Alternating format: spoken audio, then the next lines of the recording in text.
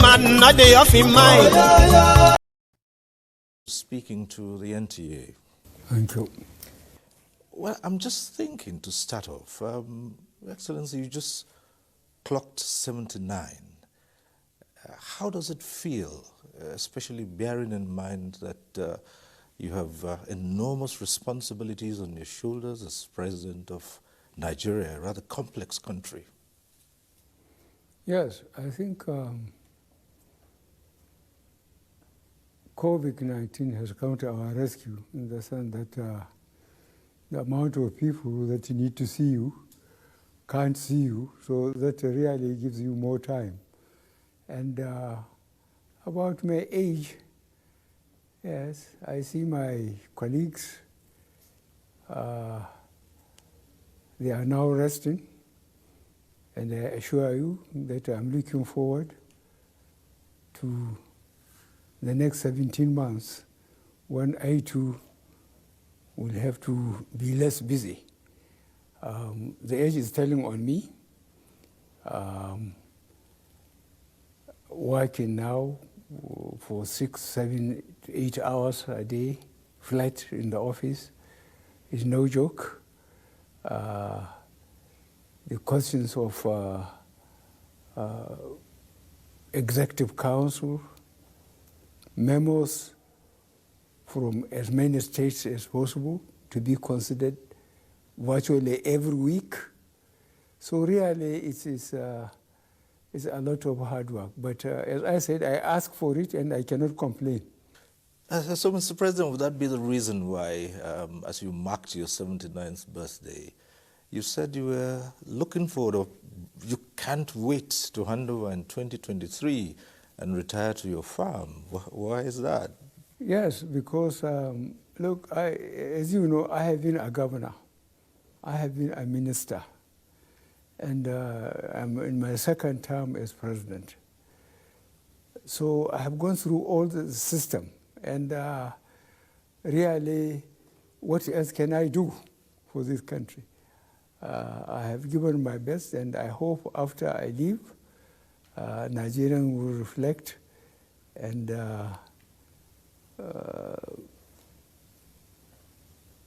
at least not show appreciation. I'm not expecting any appreciation, but what I'm expecting is for Nigerians to say, yes, this man has done his best.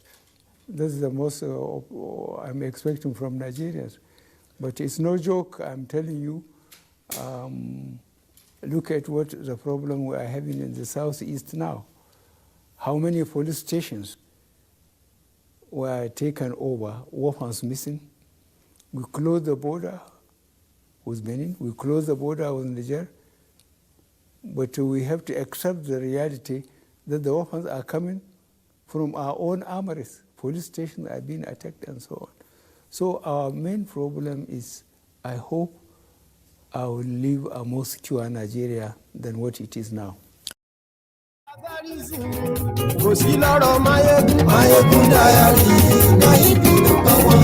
Good evening to you.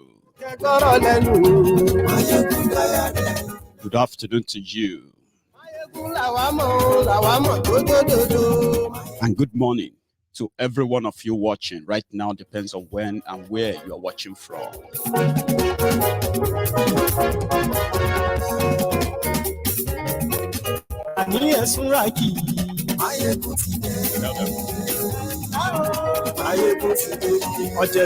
Thank you.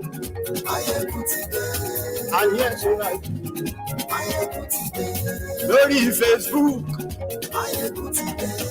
Share the podcast. Invite your friends and tell them Maiyegun today. And yes, we like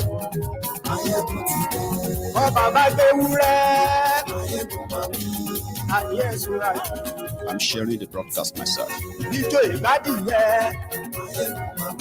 Share.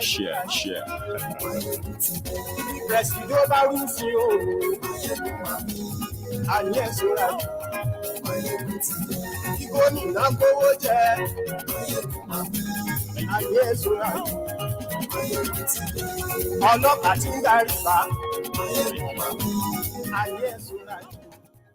Thank you.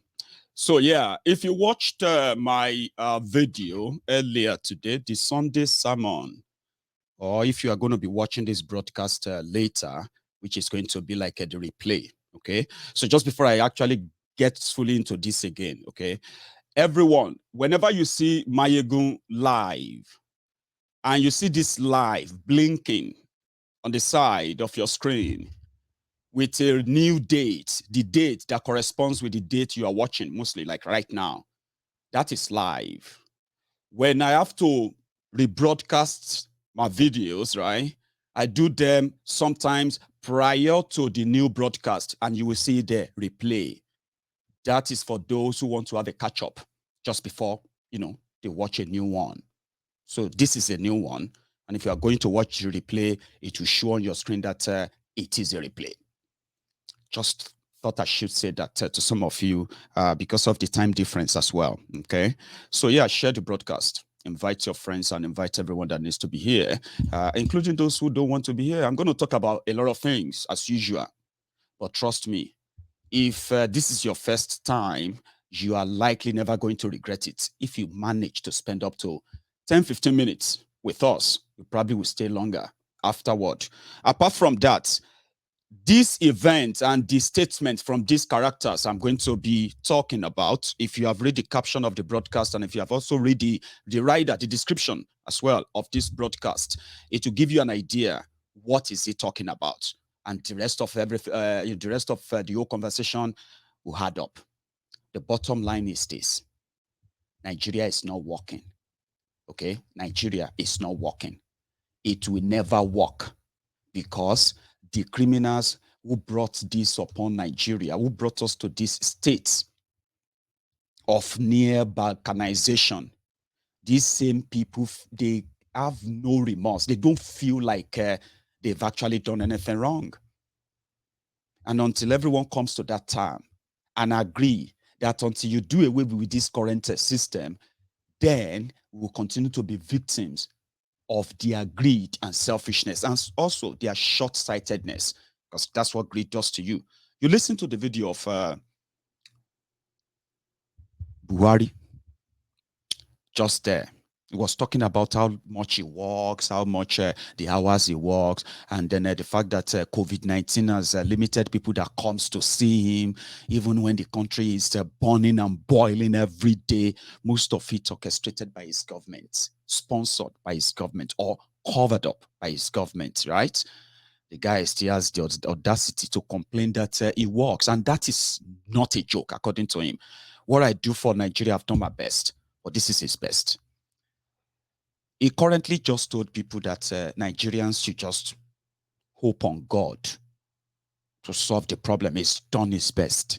So as a Nigerian, and as you have Buhari and his gang and government, whatever they do from now on, right, just consider that as a jara to what their best that they believe they've done. And what is that their best, right? The people of Zamfara, every time you read the news and they say, oh, 20 people killed in Niger. Bandit attacks communities of villages in Katsina, or they kidnap so number of people in Sokoto, or they kill this number of people in Kaduna. You see all those news that you read, there are other follow-up that many of you probably never really paid attention to. The recent one is the over 300 Nigerians killed in a space of 3 days. 3 days. The terrorists operated unhindered, unchallenged, because Zamfara, where you have the highest of this number of people killed in 2022, just first week of 2022, 218 people killed. Out of that 218 people, counted in Zamfara, 147 of them are vigilantes. They are the vigilantes. They put together the local hunters, people who came together to provide local security for themselves, since all of their communities have been abandoned by Nigerian authority. That is real. Now, the other part they didn't tell you is that, number one, let's use Zamfara case as an example to start with. In Zamfara, in 2020, in 2020, the news broke that they have discovered gold in Zamfara. So what later became the gold rush of Zamfara, which then engineered and powered the terrorism they called banditry in that place today. You know what they are doing? When they kill and people get displaced, they don't tell you about those displaced. They don't tell you where they end up at.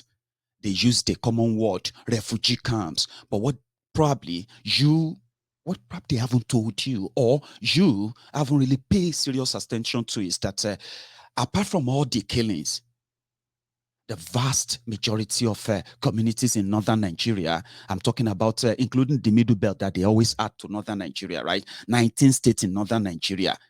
The vast land are no longer in the control of the Nigerian authority.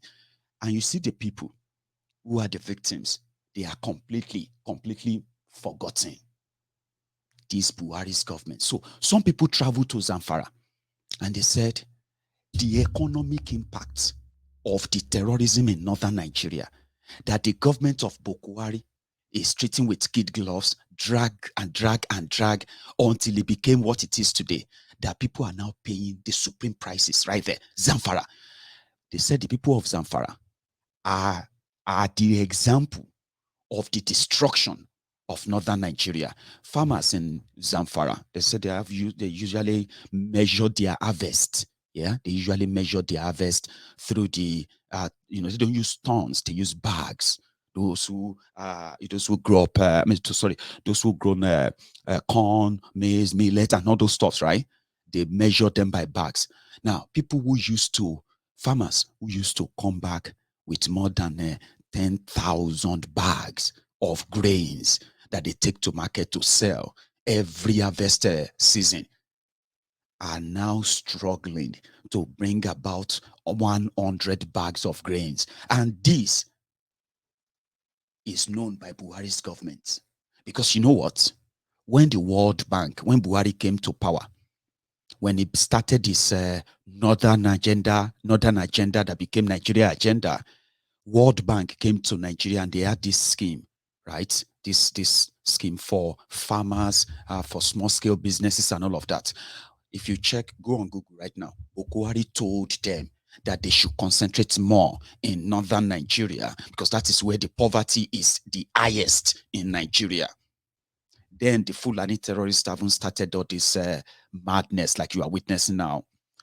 The investment they put there is not just that. When the African Development Bank wanted to give them an agricultural loan, they told them they should concentrate it on the north. When the Buhari's government borrowed money, invested in fertilizers, right? They said, give the fertilizers to them in the north, the northern farmers for free. And then afterward, the terrorists invaded. They were killing, massacring, and like in thousands. So farmers, who they invested all those billions of dollars on, yeah, they brought nothing back. And Buhari knows that. But he's giving himself a pat on the back. So, Ikenne Shatabandu, who want to be president too, don't let anybody lie to you.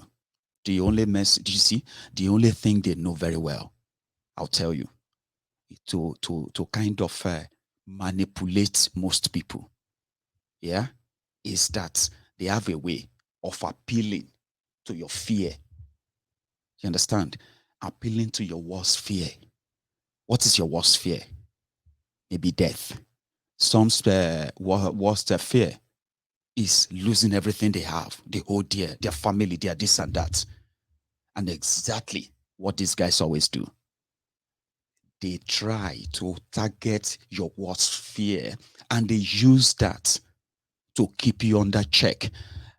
Sometimes or most times too, if you are proving difficult somehow, they can just introduce the religion, the fear. Look at that, fear. The fear of what will become your life if you oppose this.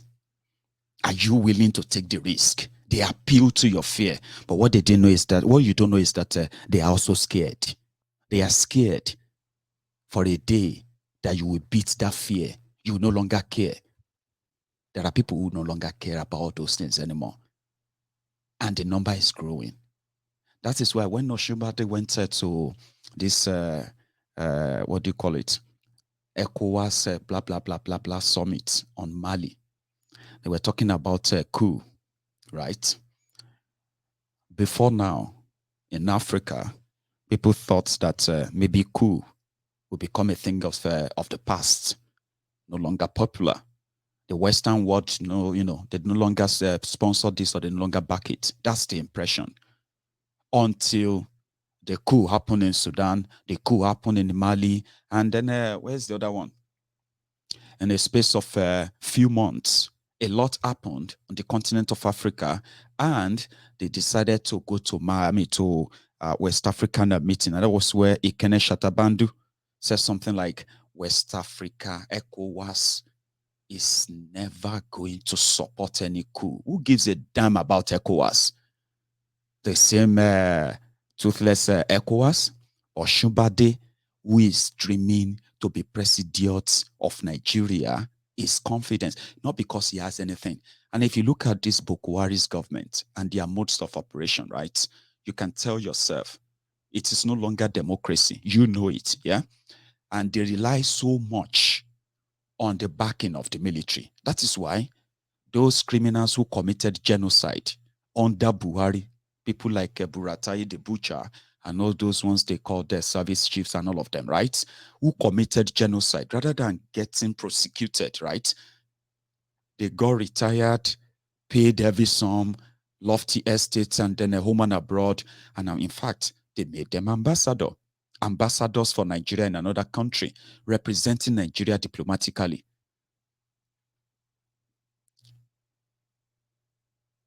Thank you very much. So they rely more on coup.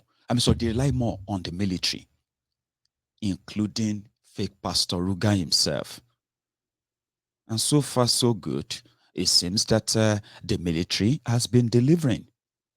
Whenever they want to rig the election, the military will be at hand to give them the backing, including the police.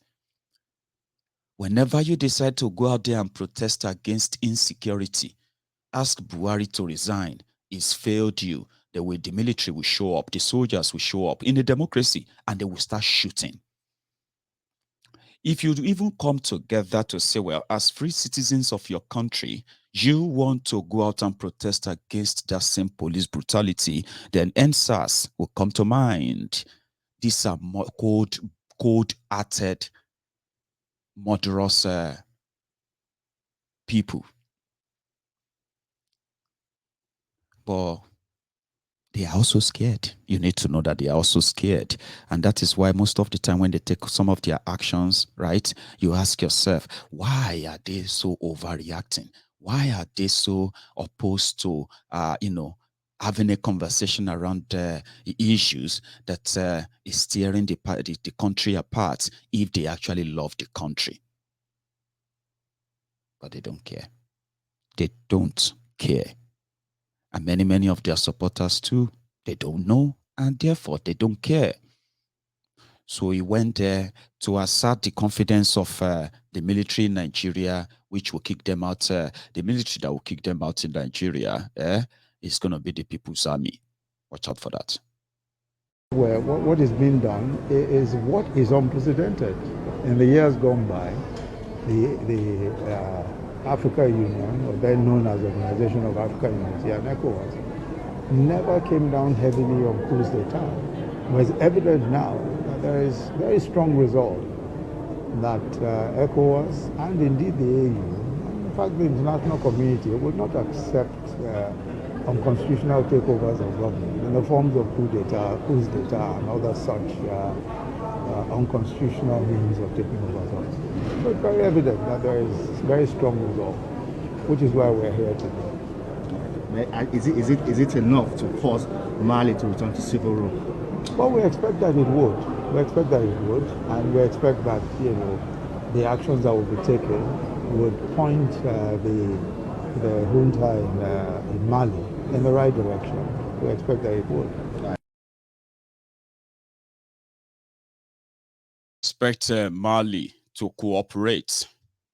But Osinbajo won't talk to the people or even initiate the conversation around this integrating Nigeria, right? Now, there's something I also want to add to this before I proceed, okay?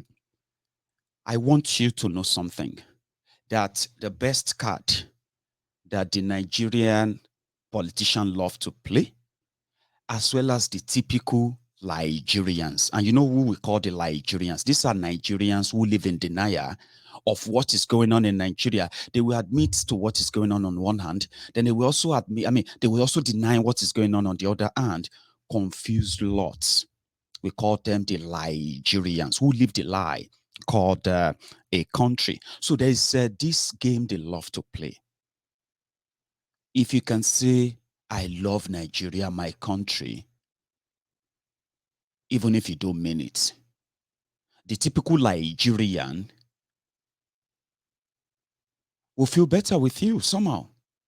They want you to just say it, because according to them, if you say anything bad about Nigeria, you are unpatriotic. You are tarnishing the image of Nigeria.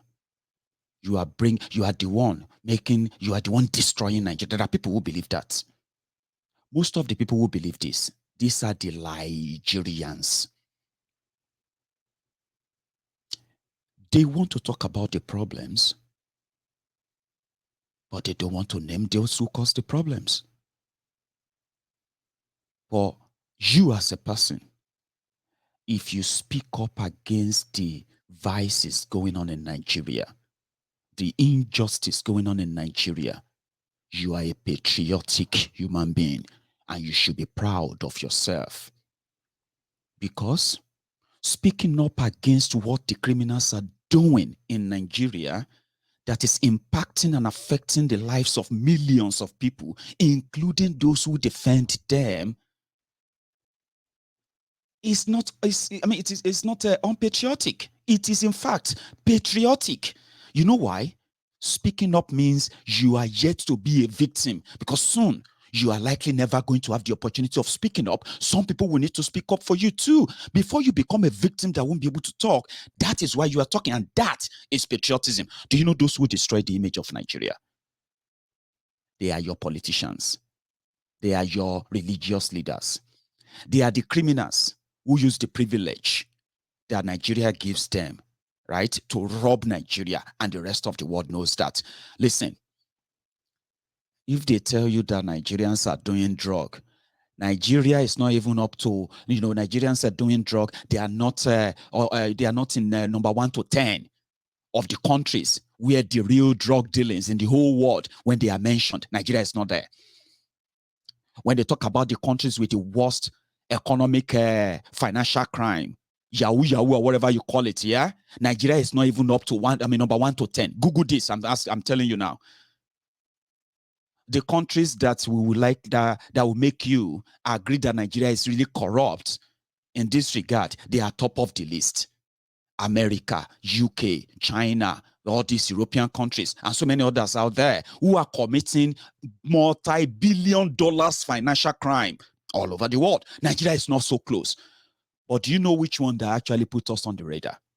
There is no country in the world, even right there in Africa, where you have heartless rulers who have ruled different countries in Africa.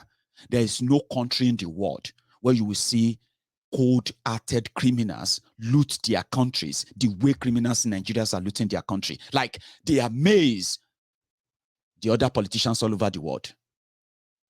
Like, wow. Like, with the audacity, the effort, because they know all their assets. That is what put Nigeria as the corrupt country. Then, since that is the tag, then if you are a Nigerian, what are you?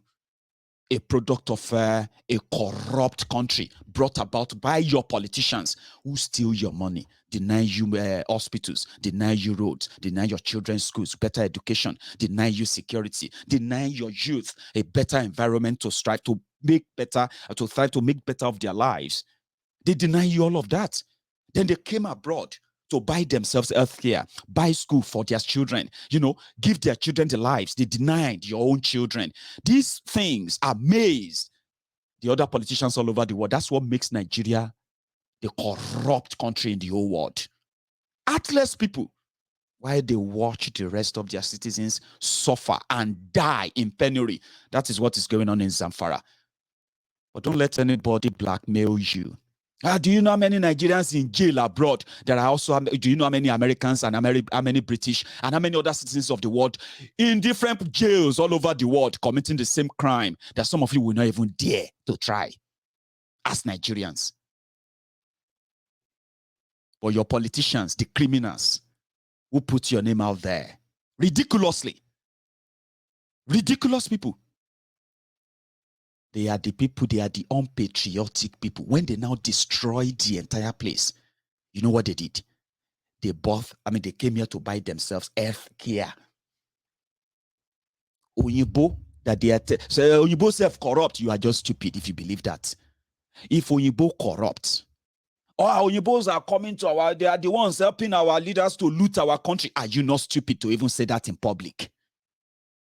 That you have become so powerless, that you have become so spineless, and your only way of escape is to say, if the Oyibos are not taking it from them, our leaders will not. Have you even tried to stop them yourselves? Have you?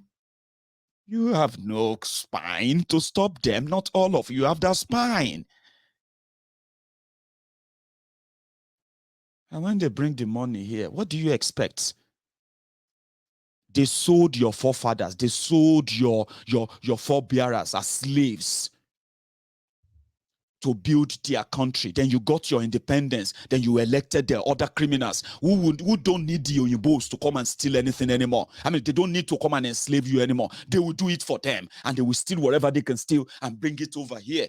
Those are the people you defend. If you have not told yourself, those are the criminals who are unpatriotic. So don't let anybody talk you into saying, you see all these things, we cannot be saying all of that. How many times do you see Americans, disgracing their country? How many times have you seen American politicians loot their country and bring the money to Nigeria? How many? Give me one name, 2 names, 3. Give me examples. How many British politicians stole their people's money and brought them down to Zimbabwe or brought them down to, Kaduna in Nigeria? How many politicians do you know? But you are proud on the side that thieving politicians, thieving criminals, using religion, using everything they can use, tribe to steal from you, are easily taking that money away to the people you called your slave masters. They hated us. They are the one encouraging Nigeria. They are the one, will you keep quiet? Will you? Shay, help us, oh, help us. There is God, oh. There is God, oh, God, oh, God, oh, God, oh, God, oh, God, oh, God, oh. God should descend, oh, today God will descend here. Nigerian women will not cry in vain. Nigerian women will not cry in vain. This thing will end today. My sisters, if your child lost, will you stay and keep quiet? Will you people stay and keep quiet? The president now is calling you, come, I want to help you. You don't want to appear. Will you agree? No. Now the first lady is calling you, come, I want to help you. Come to find your child, your missing child. Will you keep quiet? No. Child, there is God, oh. There is God, oh. The bloods we are sharing, there is God, oh. There is God, oh. There is God, oh. There is God, oh. There is God, oh. It's okay.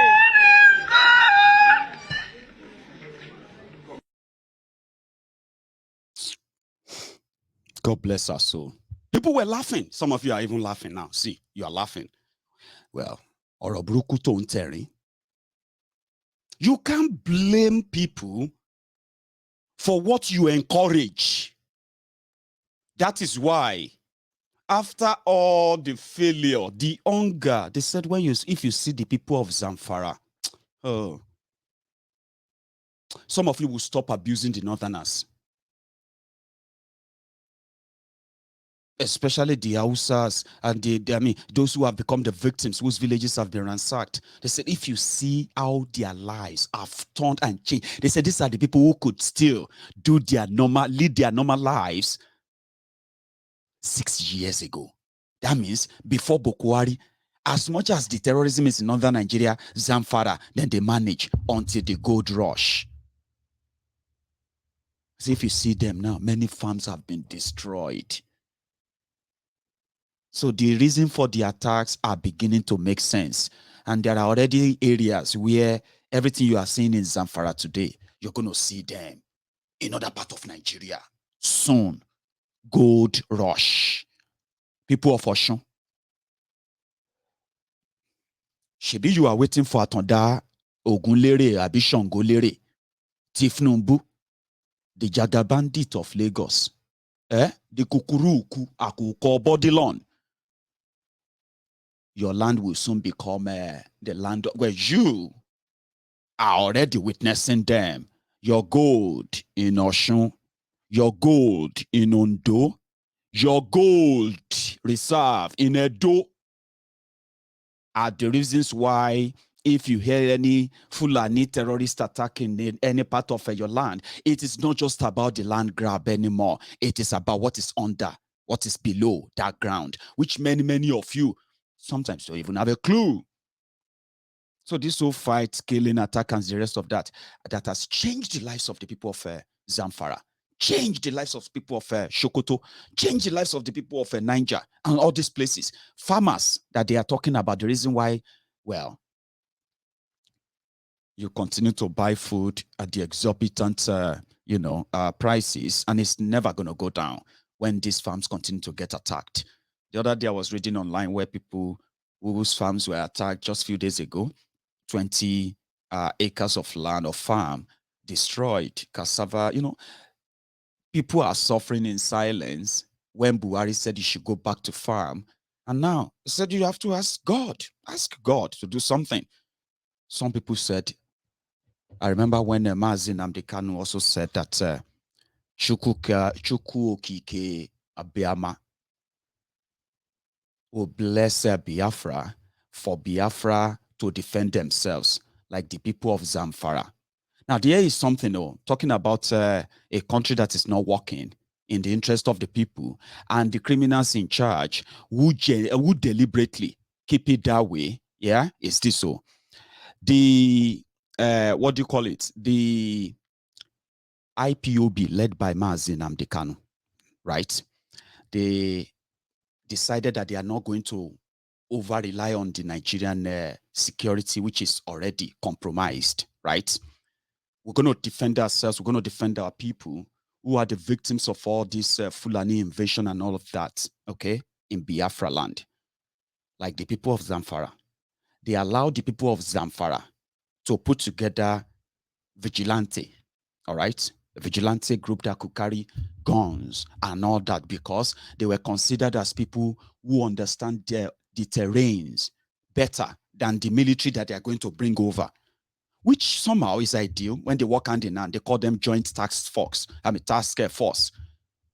So in Igbo land, Mazi Nnamdi Kanu put something together, and the reaction was different. You remember ESN? Well, their job was to ward off all these criminals. But Buhari and gang, Igbo governors, Igbo politicians, they ganged up. It was like a consensus that they must be crushed. It's been over a year now, even though they have been the target of the Nigerian military. They have been the target of the Nigerian police. They have been the target of the Igbo governors. They have been the target of the DSS.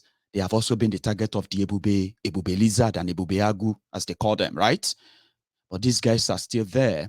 The mission is this: safeguard these communities. If they destroy our communities where our people, you see, Nigeria is affecting people differently. But when you go to the normal communities, all these rural communities, these are agrarian communities, farm settlements in Igbo land, they are the target of the Fulani terrorists, right? And you see these guys that they wanted to believe they are terrorists. They are those that should have been given the greatest support, like they did to the northern vigilantes. It's a different story, right? ESN.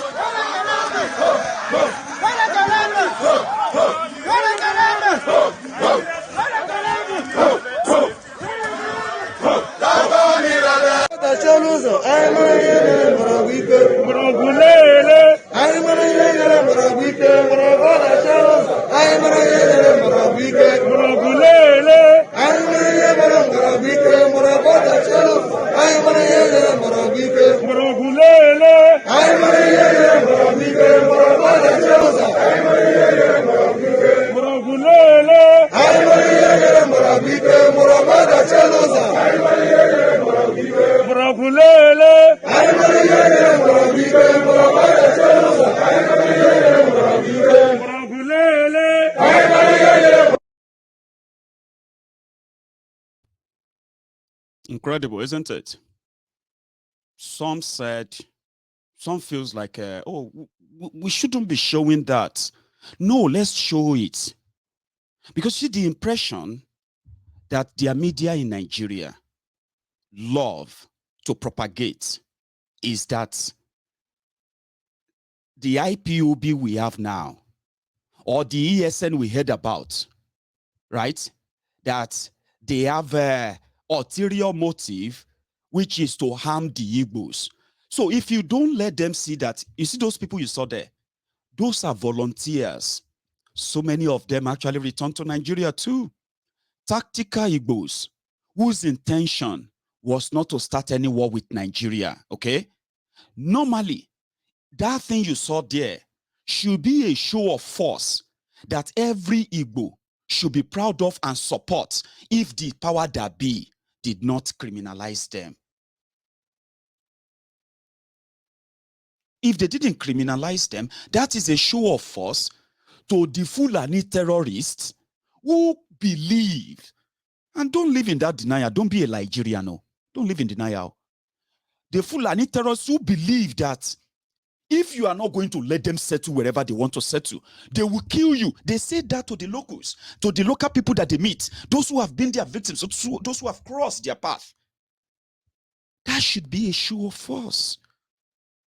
Something to say, if you think the police and the military won't stop you, we have volunteered. If you cross any of this path, you will smell it, and you shouldn't criminalize them.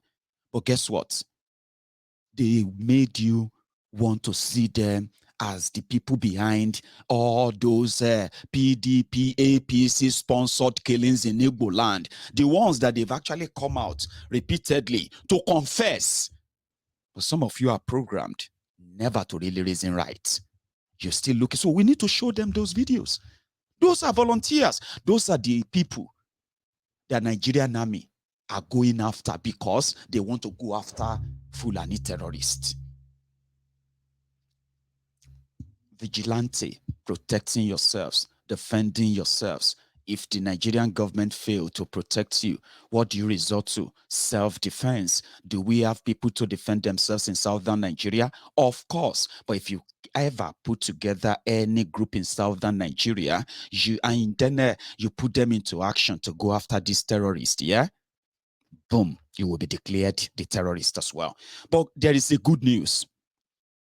There is a good news. And that good news, Kalu Okbara, thank you very much for that super sticker, by the way. It's been a while. Happy New Year, Kalu.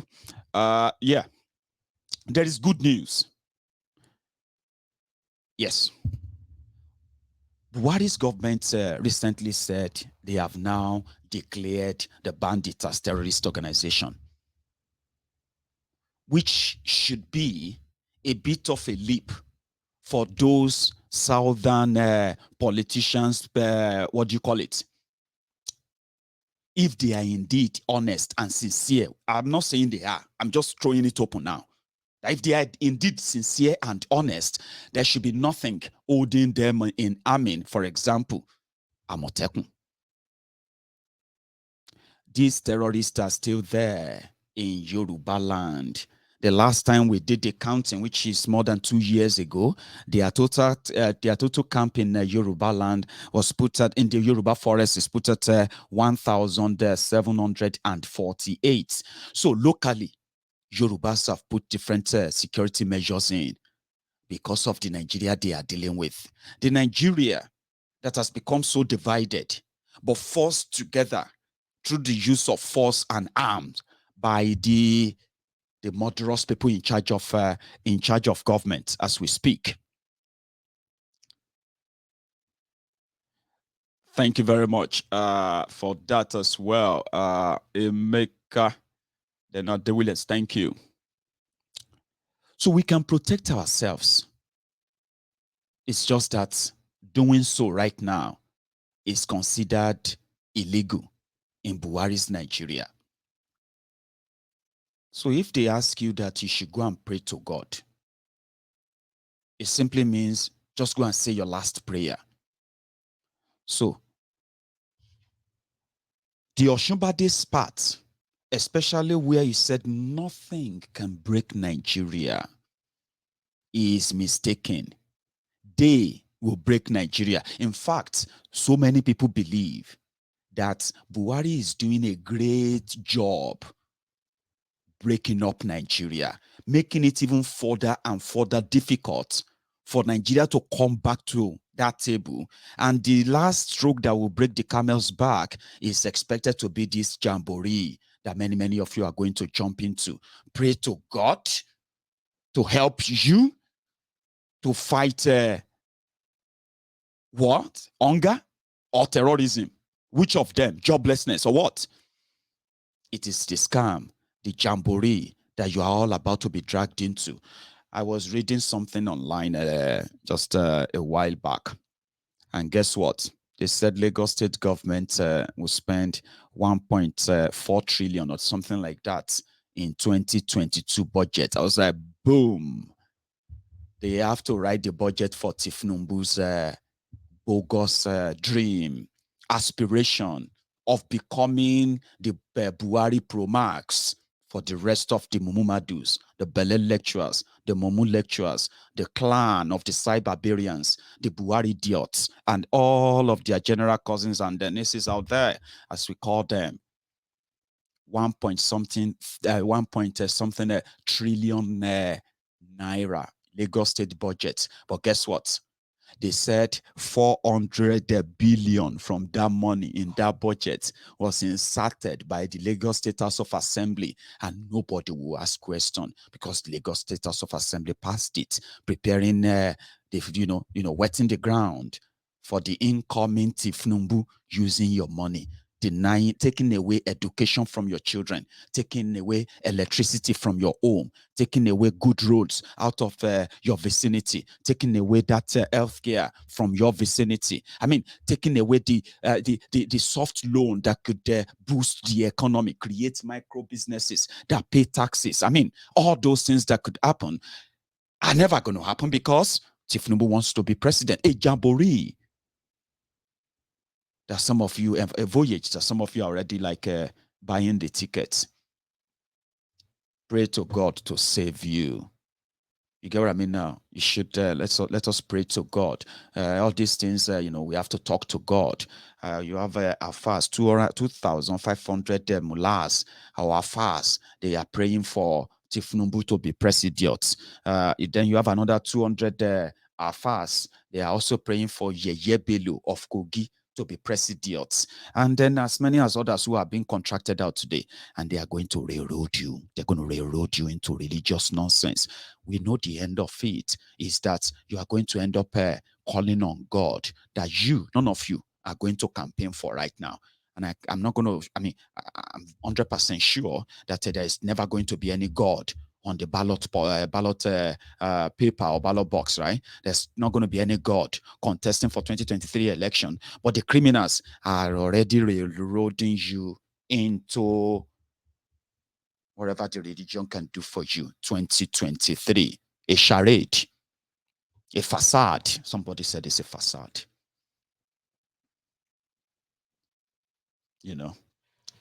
Then we have this part where I'm going to close mine and I'm going to let you, possibly jam in before we round it up, okay?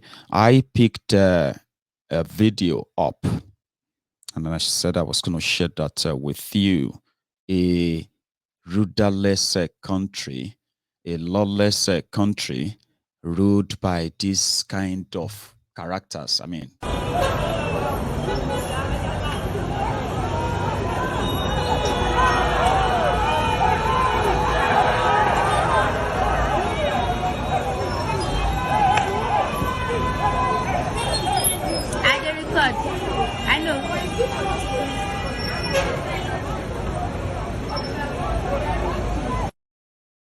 So that's a soldier.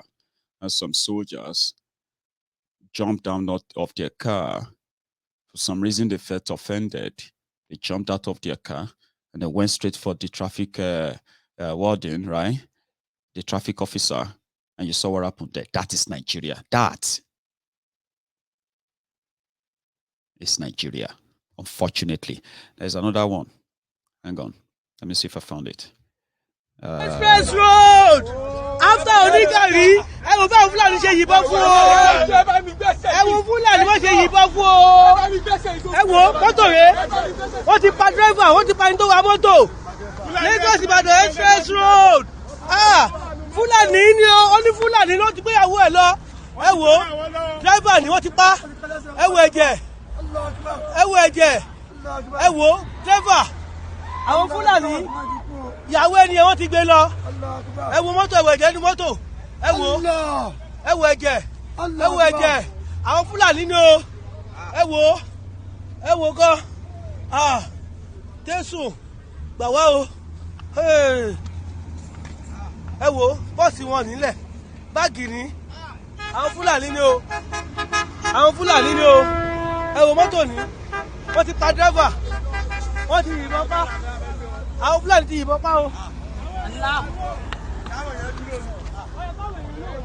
Ẹ wo ẹ wo ẹ wo ẹ wo ẹ wo àwọn Fúlàní ẹ wo ẹ bó ṣe yìnbọn mọ́ lẹ́sẹ̀.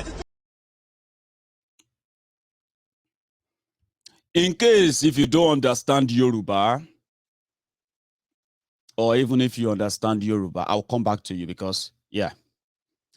You see that video, that short clip you just saw there, there was an incident that happened along Lagos-Ibadan Expressway in Nigeria yesterday. The Fulani terrorist shot the driver on the motorway to lose control. He died. You saw him in that video, right? And then they shot other people in the car, including that guy who they shot on his thigh, right? Then they took his wife and other people from the car. They don't know the numbers of people kidnapped so far. That is Lagos-Ibadan Expressway. Look at me very well. You can continue to tell yourselves that Maiyegun is, I don't know what you see me as, okay? Every time I tell you that I live far from that danger, but despite living far away from the danger, I know that it is just a matter of time, right? Before it will also get to people we know. I don't know those guys yet, okay? And that is exactly what Nigeria has become now. Before now, you think, oh, you get robbed and all that. No, you get kidnapped. That's what happened. Or you get killed straight away. And that is what they do. They understand the terrains of the Yoruba forest very well. They have the map. And once they grab you, if you pay ransom and they release you, you are lucky. Look at that driver. It's not lucky. So they shot the driver, killed him. Somebody who probably is a commercial boss trying to earn a living. You are watching me right now. Maybe you are currently in your house, on your bed, using your phone, watching Maiyegun. You've made it back home tonight. And to those who agree, who understand what I'm talking about, good luck, God bless you. But to those of you who are watching me right now, and because you made it back home now, whatever Maiyegun is saying is nonsense. I just hope. I remember just yesterday when somebody also came on Maiyegun's Diary Politico and he said he got shot at exactly at that event that happened yesterday. That video I just showed you now. Some were lucky, some weren't. That's exactly the situation, the new Nigeria there you are. So it can get to you anytime from now. And you are not living far from it. So if I tell you that from the far away Glasgow, I feel so concerned because it is just a matter of time before it gets to either myself or to the people I know or to the people you know or even to yourself. And you may not have the chance of telling or living to tell the story like that driver and like many other people who have lost their lives. And those who brought this upon us are the same criminals who are warming up now to offer you solution. And they're also telling you, as a Yoruba man, as a Yoruba woman, you have no choice but to wait for 2023 and validate another election for them. How are you sure that you make it to that 2023? Or, just like Kingsley Moalu said, life is worthless in Nigeria under Buhari. No, life is worthless in Nigeria under the Nigerian politicians of this era. Absolute, consensus agreement. Life is worthless in Nigeria under this rogue. Or do you think your own life is worth more? Aye, life always worth more when you are here. If I ask you now, do you think your life is worth anything as a Nigerian? Tell yourself the truth. I know my life doesn't worth a dime as a Nigerian in Nigeria. Trust me. Sometimes even if you die outside Nigeria, your life is even pretty much better. You know what I mean? They treat you as a human being. They package you. They clean you. They treat you with some respect. In Nigeria, you are just a statistic. Statistics. But you can live in denial of it, okay? Yeah, you can, it's in Nigeria, the animal farm. The animal farm or animal kingdom. Some animals are more equal than the others, and so on and so forth. Do you get what I mean now? It's unreal. You have your own belief, whatever you think. Yeah, I'm going to open my line. I'm taking my first call, by the way. And good enough. It seems to be General Ahmed.